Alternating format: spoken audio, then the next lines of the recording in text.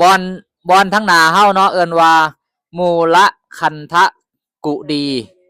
เป็นกุฏิหลังทำอิฐของพระสัมมาสัมพุทธเจ้า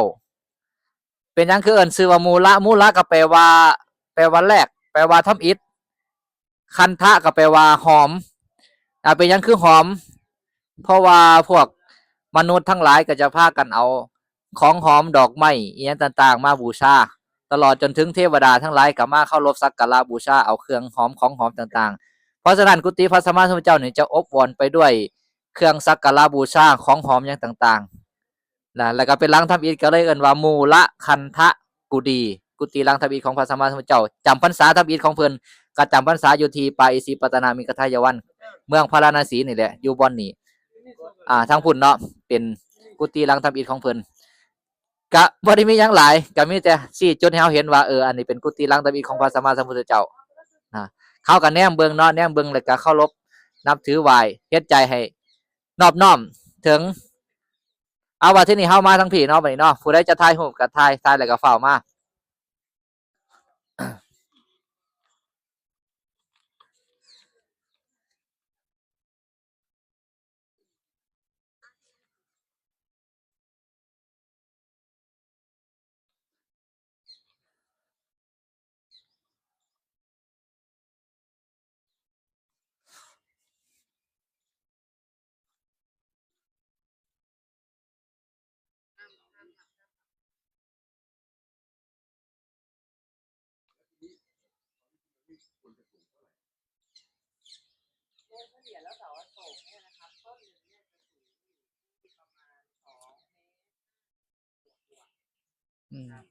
เอาไปทั้งพุ่นได้บ่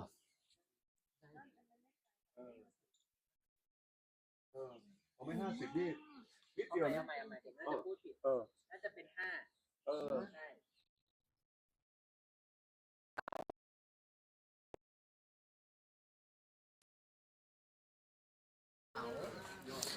ช่นี่เป็นเสา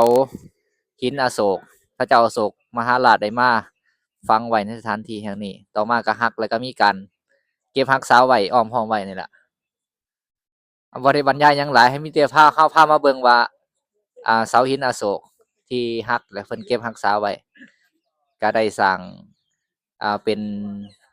สถูปแล้วก็มาอ้อมห้อมไว้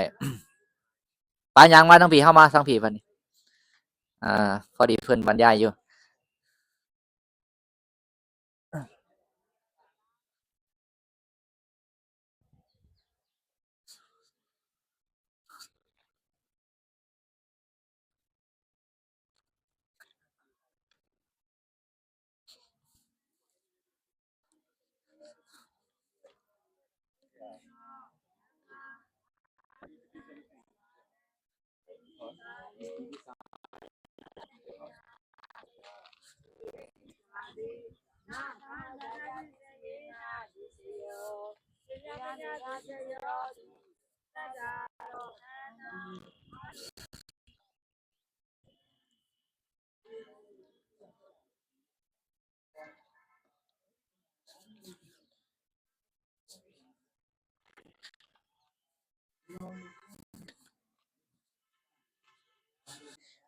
บ่อนนั้นที่เฮาย่างผ่านมานั่นก็เป็นเสา